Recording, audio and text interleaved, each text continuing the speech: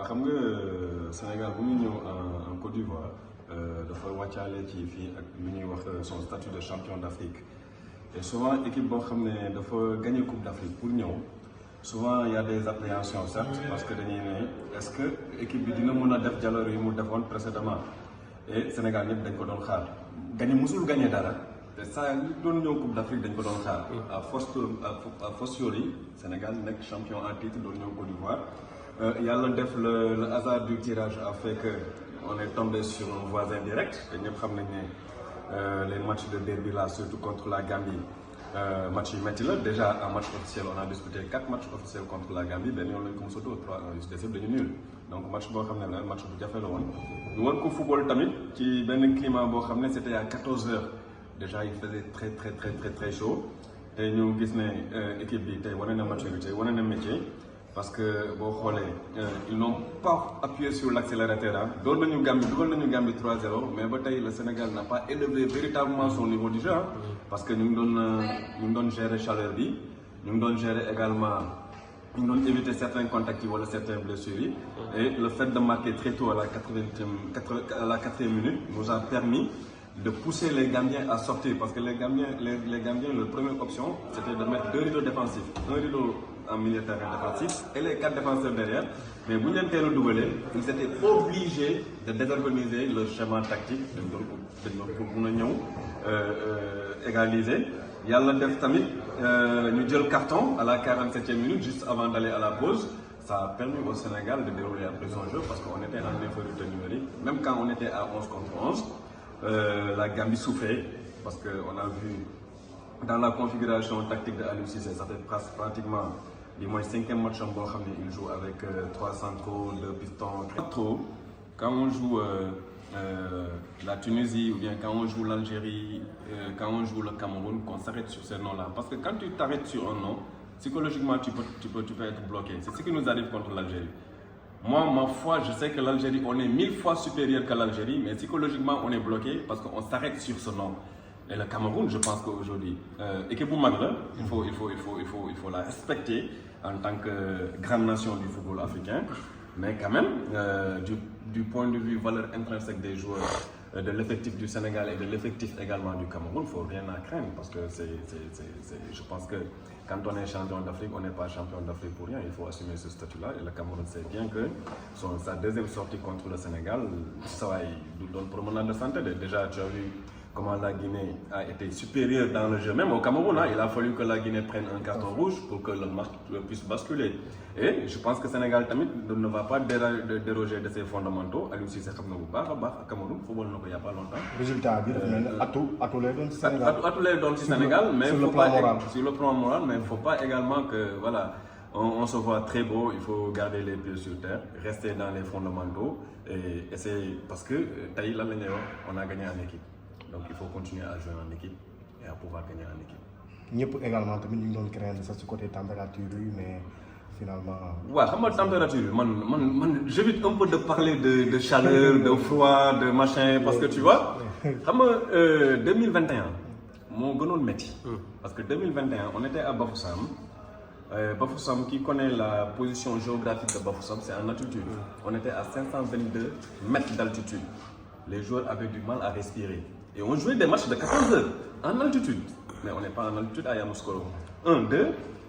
Il s'est trouvé à un moment, quand on jouait contre la Gambie, contre la Guinée, Aliou Cissé s'est retrouvé avec 14 joueurs, tout simplement sur la feuille de match parce que tout le monde était covidé. Ça, c'est vrai. Et pourtant, ça ne nous a pas empêché de négocier le match contre le Zimbabwe, de négocier le match contre la Guinée, de négocier le match contre l'Ouganda avant de monter en puissance. En 8e de finale, quart de finale, demi-finale, jusqu'en finale. Mais je pense que bon, chaleur, abstraction, vraiment, il ne faut pas qu'on s'arrête sur la chaleur et puis voilà, pour en faire une excuse, parce que ce n'est pas une excuse du tout. La preuve, ils l'ont montré aujourd'hui. Ils ont su gérer leur force, ils ont su gérer leur état mental, leur physique et rationnellement le ballon. Même l'utilisation du ballon, il y avait Sadio, beaucoup de gens verront, je digresse un peu, beaucoup de gens verront en Sadio, il a levé le pied. Mais Sadio, le rôle qu'il a joué dans ce match-là, c'était pour que les autres économisent leur force. Moo tax bu waroon accélérer du accélérer day bàyyi gars yi noppalu ko parce que c'était la chaleur. Donc il a joué en expérience. merci déclaration yi doon jiitu moo xam côté Gambien dañ doon gën a primé ci li nga xamante ni bii moo ci gën a wax mooy la jeunesse jàppoon ni ak heure bi ñuy joué match bi demoon nañ ne avec seen jeunesse bi waroon nañ mën a créer des joueurs sénégalais c'est le contraire démb on a eu le président des journalistes gambiens Moussa Cissé ñu doon waxtaan ak moom dafa ñu wax que ni en tout cas on a une équipe jeune et daf ci insister une fois deux fois trois fois bi ñu déggee aussi certains joueurs gambiens ñoom ci li ñu doon wax ci li ñu doon primé mooy on va dès l'entame de la rencontre on va presser haut on va empêcher aux Sénégalais de jouer loolu lañ doon jéem a def ci début match bi on a vu que l'expérience la maîtrise l'abnégation ak fulla bi nga xamante ne bii nii les joueurs sénégalais am na ko démontré na ko tey ci seen match de boxe diggante ñoom ak seen rakk Gambie. tey ñu gis le sélectionneur de l'équipe nationale du Sénégal Aliou Cissé mu apporter des changements sur le plan tactique mu jaaxal ñu bëri tey naka nga gisee changement yi.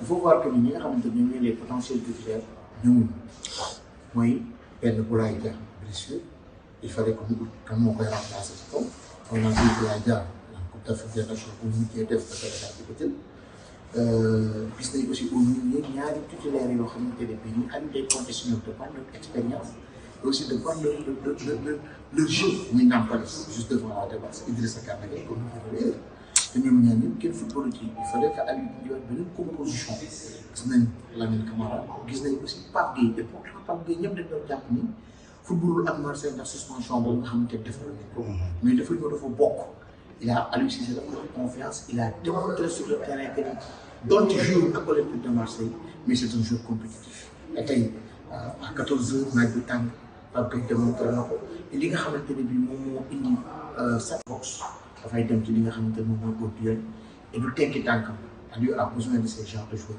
indi na ko satisfaction léegi la grande question mooy vendredi face au Lions indomptables du Cameroun ban milieu de terrain la Aliou Cissé def je voudrais pas être à sa place. bu nekk ci place Aliou ndaxte Idrissa am na métier Nampalys am na métier heure bu ñu tukkee jox ko satisfaction ak ñaari xale yi kenn indi nañ loo xamante ni bii nii ñëpp ñu ngi koy coow la preuve ki nga xam ne mooy Lamine Camara mais man of the match mooy dem du match tey. ñëwul ni également ci prestation ki nga xam ne mooy le jeune Lamine Camara gis nañ ne lii compétition bi c'est ça premier temps mu nekk li nga xam ne mooy premier match am mu jot a réaliser encore son premier doublé en équipe nationale du Sénégal. constance la. constance la pour Lamine Camara constance wane na ko ci jeunes yi. mais wane na ko aussi ci club bi nga xam te ne foofu la ñu football club de Metz dama ko tout le temps gis nañ match bi nga xamante ne joué na ko bii bu ñu dugal contre l'AS Monaco dina bokk ci meilleur but yi mooy titre mooy bokk na et d'ailleurs le dernier match que j'ai vu au Parc Paris Saint-Germain remplaçant la dugg mais mu duggee dafa changé complètement physique bu match bi état d'esprit boobu mu am foofu Metz mu la indi équipe nationale boole ci nag leneen li mu ci boole mooy xam na ni fii ça ne sera pas facile xam na ni ça ne sera pas facile mais li nga xamante ni bi ñuy wax naa ko mën naa ko ci yow mooy j'ai bien aimé l'attitude de Sadio Mané bi ñu ko jëlee en zone mixte yéen a ngi foon dafa ne je vais le protéger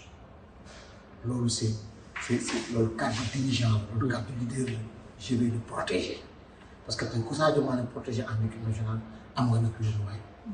Sadio Mané moins vu aujourd'hui. Non, mais Sadio a montré de l'expérience, de récupération. Il a dirigé une partie décisive. C'est l'expérience. Et encore moins, le début calme. Ça fait jafe. tey moo xam muy Sénégal moo xam muy Gambie. Le match partout, ça fait les affaires du Sénégal. Le prochain match est vendredi sur le Cameroun. mooy dina qualifié ba pare dina jël pay ci groupe bi. te soo jëlee pay ci groupe bi dafay tax ba base yi nga am doo fa jógee. parce que le président bii ñu nekk. dafay tax ba nit ñi gën a defarwaat gën a toog imagine équipe jóge fa rek demaat ci beneen hôtel recomposition doo trouver tes repères joueurs yi mën nañoo perdre yenn sensation yi mais fii nga xamante ne fa la ñu ne koo ci bàyyi mu dem xam na yoonu stade koo ci bàyyi mu dem xam na yoonu kër xam na yoonu hôtel loolu dafay baax ay xam ne perte ñu ba pare encore ambiance bi fii gën a dundaat ñoom seen biir et loolu c'est important Aliou l'a compris moo tax il a tout fait pour gagner son premier match face à la Gambie et cette même équipe de la Gambie là fii laa ko waxee tey dina qualifier dina qualifié. parce que tey li ñu mën a tey c'était Sénégal gagné na mais tuunewuñ de.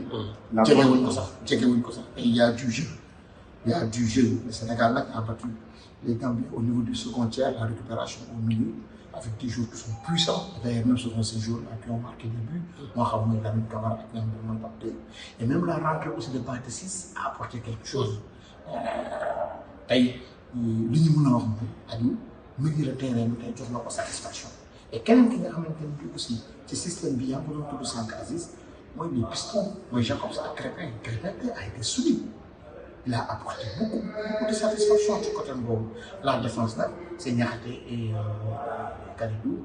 Ça a été bien. Mais le seul bémol du même petit ñaari joueurs yoo xamante ni war nañu gën a mën a progresser kenn nekk cherche de cœur muy Ismaïla Sarr war na gën a tranchant war na gën a dëgëral jeu ki nga xamante ni nag moom mooy Abdou Diallo. Abdou aussi a été un peu transparent. Est-ce que c'est la chaleur? Est-ce que c'est le geste de football? Mais ce n'est pas l'Abdou de 2020. Alors, la prochaine sortie de Lyon, Sénégal va Jaccarlo avec l'équipe de Cameroun. Et du Cameroun, il a été tenu à l'échec par la Guinée. Ndax tey match boobu du xaw a métti tey Sénégal nag ñu war a aborder boobu match face au Cameroun. Oui, xam nga Kalidou l'a dit en conférence de presse, on joue à la finale. La première phase, Sénégal, ça reste les deux mooy Cameroun ak Guinée.